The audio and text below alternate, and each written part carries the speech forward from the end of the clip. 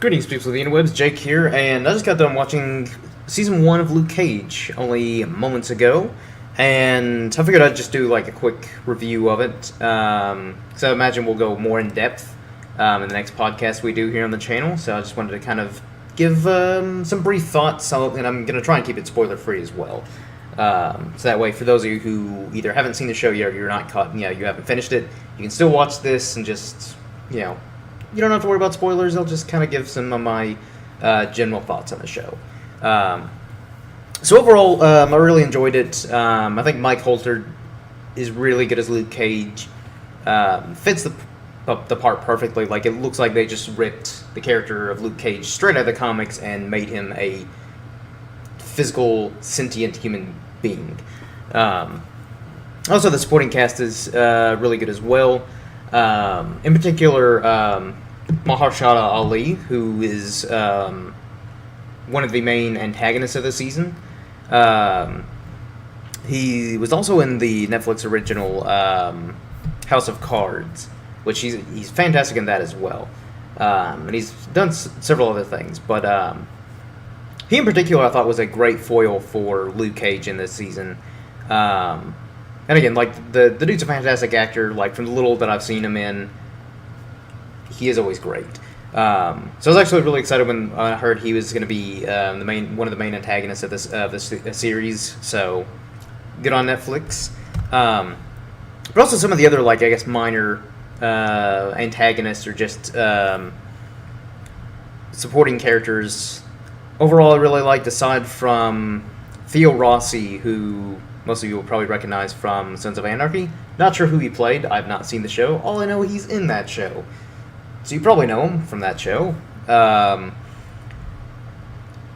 He wasn't awful, but I feel like he was kind of trying too hard to kind of play like this gangster type character. So I mean, like, it wasn't a bad enough performance to where it took me out of the show, but there were moments where he'd be on screen saying, his lines, and I'm kind of like, tone it back a little bit. Like, surely you can do better. But also, most of his scenes were with actors like Mahershala Ali, who's, again, fantastic. So that might be part of it as well, where Ali's character, Cottonmouth, is not just like, he's not just a good actor, but like the character that he played. Again, Netflix are just killing it with their villains and giving them a lot of depth and layers. And so this, I would say that, like, he's probably one of the weaker villains, and just in comparison to David Tennant's amazing performances, Kilgrave, and Vincent D'Onofrio's amazing performances, Kingpin. I would say he's just a little bit below them, not detracting his performance whatsoever. I just think that, like, they put a little bit more time into Kilgrave and Kingpin. But also, I think maybe another thing could be the fact that Kilgrave and more so Kingpin, they just have more to work off of through source material. Because Luke Cage is a fairly minor character in terms of, like, he hasn't had a whole lot of, like, solo runs, so he doesn't have, like, a very extensive rogues gallery like someone like Spider-Man or even Daredevil. So I think that maybe, and I could be wrong because I haven't actually read any Luke Cage comics yet. So for all I know, it could be one of those things where, maybe he's Cottonmouth has crossed over into other characters' comics, and he has more to his character. But that's just my first guess as to why there wasn't as much to the character in the show compared to, again, Kingpin or Kilgrave. It's just there's not as much source material on that character to work off of.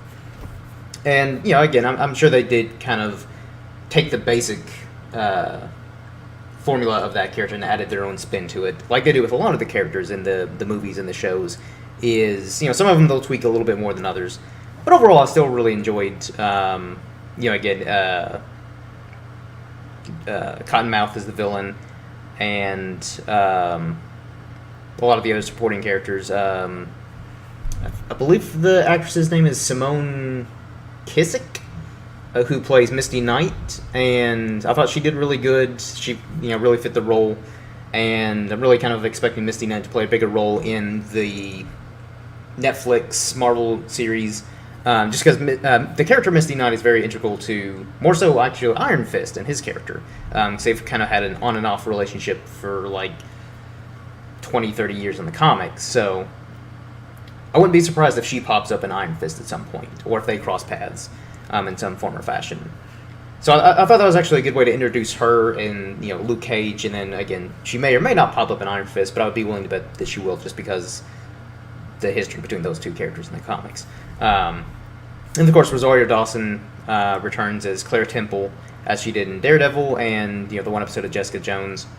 And I actually really liked her, I guess, little arc in Luke Cage. So as a whole, like, the show was really good. There were times though where I feel like the show might have been better if like it maybe been a little bit shorter. And that's kind of moments with even Jessica Jones and Daredevil, where the shows are all really fantastic, but there were moments, and if not episodes, maybe trim down the time frame of the episodes to where instead of stretching out like a 45 minute to hour long episode, you can maybe trim it down to like maybe even half an hour. Just because there are some things where I feel like if they had gotten just kind of straight to the point in that episode, it would have been fantastic. But then, sometimes it is hard to stretch out 13 hours of content, even for characters that have extensive backstories in comics and all that. So there were moments in, again, more so Daredevil Season 2, moments in Jessica Jones and moments in Luke Cage. And I'm not like, I guess it's more nitpicks. Not really complaint, not trying to detract from the quality of the show. It's just nitpicks. There were moments where I feel like they could have maybe trimmed some scenes or maybe an episode or two off, just so that way they could kind of get more straight to the point, and they don't have to worry about like padding out the runtime. But really, those were some of my only nitpicks. Is again, there's just some moments where they could have maybe could have trimmed it a bit, and there were some moments that I thought were fantastic, just pulled straight from the comics. Which again, I haven't read any Luke Cage comics, but I'm sort of familiar with them because I did a little bit of research before the show came up, and also I've read him in other comics where he'll show up. So I'm a little familiar with the character and some of his basic information. So where there were some moments in the show where it felt just like Luke Cage from the comics, which is great. But I would still say, compared to Daredevil and Jessica Jones, I would say Daredevil is definitely my favorite, then Jessica Jones, and then Luke Cage. And again, I'm not like ranking them in terms of like quality, like Daredevil's so much better than Jessica Jones and Luke Cage. It's just my personal preference. I like Daredevil, then Jessica Jones, and then Luke Cage. Because as a whole, I'd say they're all about on par with each other. They're just three completely different genres, I guess. Because Daredevil's kind of that classic vigilante story. Jessica Jones is more of a psychological thriller. And Luke Cage is a mix of like kind of a vigilante story and also a crime drama. That's one thing that, again, I really like about Marvel and how they're giving content in their movies and their shows that aren't just a typical superhero story. It's a crime drama or a psychological thriller, or in some of the movies like a spy espionage thriller or a heist movie with superhero elements. So that way it I don't know, they keep it fresh with all these movies and shows that they've been coming out with. We're still not sick and tired of it because we still keep binge watching all these Netflix shows. We keep paying for all these tickets to the movies.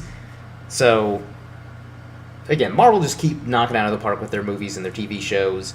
I will say the ending to Luke Cage was unexpected, and it makes sense. It's one of those endings where it makes sense in terms of the narrative, but I maybe would have preferred a different ending. I'm not entirely going to say it's bad. It's just, I don't know. I maybe would have just, I don't know what I would have done differently, but I maybe would have changed the ending just a tad bit. Aside from that, though, again, the show's really good. I'd recommend it, especially if you all watching this, which I imagine you all have, since this is mostly a comic book channel. and that's our main demographics. And more than likely, you all have seen both seasons of Daredevil and Jessica Jones. And so again, if you haven't seen Luke Cage yet, I'd recommend it. And yeah, so I'll leave it at that. So again, I don't want to go into spoilers, and again, I'll go more in depth on my thoughts in the next podcast. And I'm sure everyone else here at Pasty Pale will have their thoughts as well. But that wraps up this review of season 1. Hopefully you all enjoyed, and if you all have, I can't even talk. If you all have seen season 1, feel free to let me know in the comments what you thought. And before I end this, feel free to check us out on Facebook at Pasty Pale Productions, so you can get updates and news on when things are getting uploaded, the next topics or whatever of the podcasts. So if you want to keep up with what's going on with Pasty Pale Productions, like us on Facebook. Follow us on Twitter at Pasty Pale Pro. Basically the same stuff, just news and updates on when things are getting uploaded and what the topics are about. Or you can follow me on my own personal Twitter page at IrishmanJago, one word. And that wraps this up. So until next time, everyone, cheers.